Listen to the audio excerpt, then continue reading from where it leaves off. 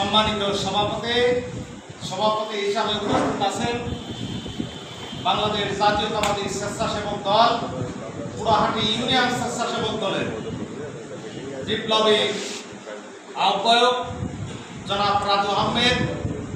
প্রধান অতিথি হিসাবে উপস্থিত আছেন বাংলাদেশ জাতীয়তাবাদী স্বেচ্ছাসেবক দল ঝিনাইদহ জেলা সংসদের সংগ্রামী সহ সাধারণ সম্পাদক, বারবার কারা নির্যাতিত নেতা,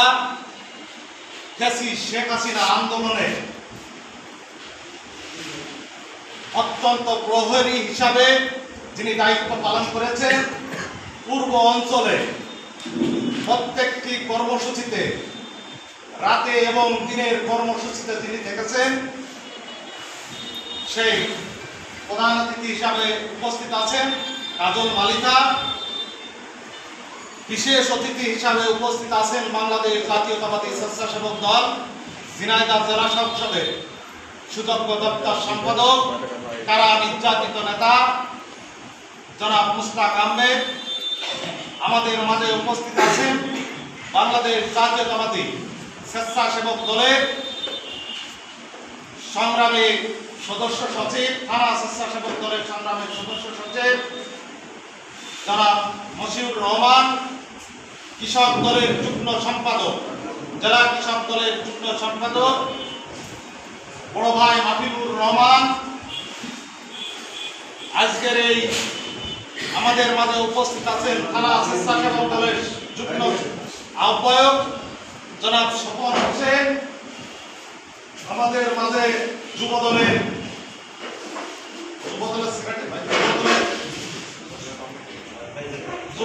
সাবেক সভাপতি, ছাত্র দলের সাবেক সভাপতি বড় ভাই রাকিব হোসেন সহ আপনারা যারা উপস্থিত আছেন সবাইকে থানা স্বেচ্ছাসেবক দলের পক্ষ থেকে আন্তরিক শুভেচ্ছা অভিনন্দন।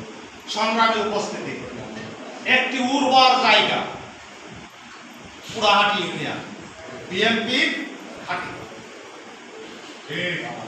পূর্ব অঞ্চলে যতগুলো ইউনিয়ন আছে ততগুলো ইউনিয়নের ভিতরে সব থেকে বিএনপিতে ভোট দানকারী ইউনিয়ন হিসাবে আমরা চিনি এই পুরাহাটি ইউনিয়ন।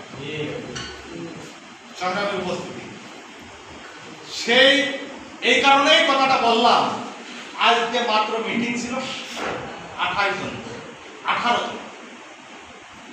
রাজুকে বলা হয়েছিল 18 জন নিয়ে মিটিং হবে। এখানে 9টা ওয়ার্ড, এক ওয়ার্ড থেকে 2 জন করে লোক নিয়ে আমরা মিটিং করব।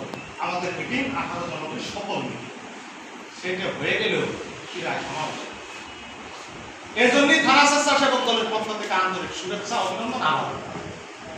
আমরা কেন এই মিটিংটা করতেছি সেটা আমরা মিটিং করতেছি। আমরা 9টি, আমাদের 17টা ইউনিয়নে একযোগে কার্যক্রম চলতেছে। 17টা ইউনিয়নে আমাদের একমাত্র সংগঠন জাতীয়তাবাদী স্বেচ্ছাসেবক দল ঝিনাইদহ সদরে, যে স্বেচ্ছাসেবক দলের 17টি ইউনিয়নে কমিটি আছে, আহ্বায়ক কমিটি 17টি ইউনিয়নে আছে, রানিং কমিটি একটা মাত্র সংগঠন।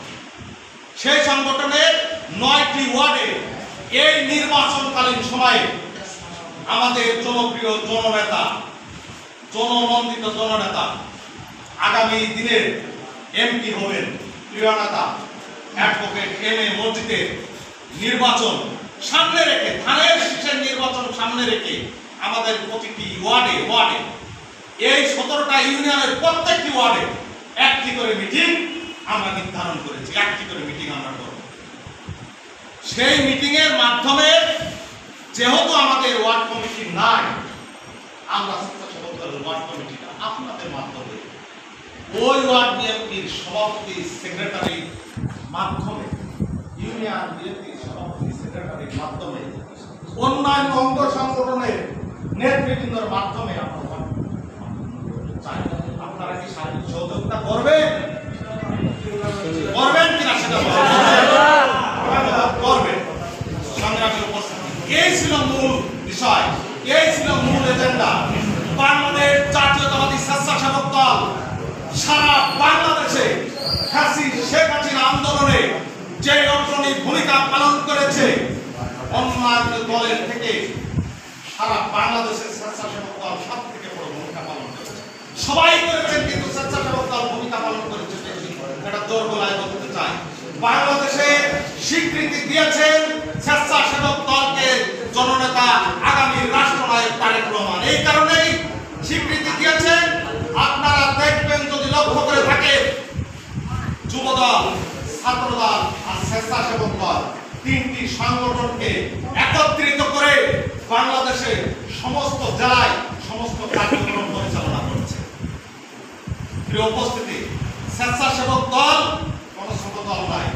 একমাত্র স্বেচ্ছাসেবক দল করতে হলে আপনার বয়স লাগে না, আপনি কোন কর্ম করেন সেটা লাগে না। আপনি কৃষক, আপনাকে কৃষক দল করতে হবে। আপনি যুবক, আপনার যুব দল করতে হবে। আপনি ছাত্র, আপনাকে ছাত্র দল করতে হবে। আপনি মুরব্বী হয়ে গেছেন, আপনাকে বিএনপি করতে হবে। মহিলারা মহিলা দল করতে হবে। স্বেচ্ছাসেবক দল করতে হলে কোনো বয়স, কোনো কর্মের ব্যাপার এইখানে চূড়ানো হয়নি। অতএব আমি বিনীতভাবে আপনাদেরকে অনুরোধ রাখব, স্বেচ্ছাসেবক দল অতীতে যতগুলো প্রোগ্রাম করেছে, শেখ হাসিনা বিদায়ের যে আন্দোলন সংগ্রামে এই ইউনিয়ন থেকে পর্যাপ্ত সংখ্যক লোক নিয়ে, কর্মী নেতাদেরকে নিয়ে, রাজু, লালু, স্বপন, কামাল, এরা সবাই আমাদের থানা স্বেচ্ছাসেবক দলকে, থানা স্বেচ্ছাসেবক দলের মুখকে উজ্জ্বল করেছে। প্রিয় উপস্থিতি, স্বেচ্ছাসেবক দল পুরাটে সব থেকে শক্তিশালী দল বলে আমি মনে করি। আপনারা স্বেচ্ছাসেবক দল করবেন। আমি কোনো রাজনৈতিক বক্তব্য দেওয়ার মানুষ না, কোনো রাজনৈতিক কোনো কথা বললাম না, সাংগঠনিক কথা বললাম। বিনীত অনুরোধ রাখবো, যে কটা তারিখ আপনারা দিয়েছেন, এই তারিখগুলো আমাদের নির্বাচনী কার্যক্রমটা সুষ্ঠু সুন্দরভাবে যাতে করতে পারি, মানুষের দ্বারে দ্বারে গিয়ে সৎ আচরণ করে মানুষের মন যাতে জয় করতে পারি, সেইভাবে আপনারা ভোট দেবেন। অন্যান্য সংগঠনের মতন, অন্যান্য দলের মতন কোন প্রলোভন আমাদের দেখানো লাগবে না। এই কারণেই লাগবে না, মানুষ ধর্ম সম্পর্কে জানে, মানুষ কোরআন রিসার্চ করতে শিখেছে, মানুষ হাদিস রিসার্চ করতে শিখেছে, কিভাবে জান্নাতে যেতে হয়, কিভাবে কি কাজগুলো করলে জান্নাতে যাওয়া যায়, আর কি অন্যায় অপরাধ করলে দোজখে যেতে হয়, মানুষ জানে। অতএব কাউকে বোঝাতে হবে না। আমরা চাই আমাদের সুন্দর ব্যবহারের মাধ্যমে আগামী দিন আমরা বিএনপিকে ক্ষমতায় নেব, এই আশাবাদ ব্যক্ত করে আমি আমার বক্তব্য এখানে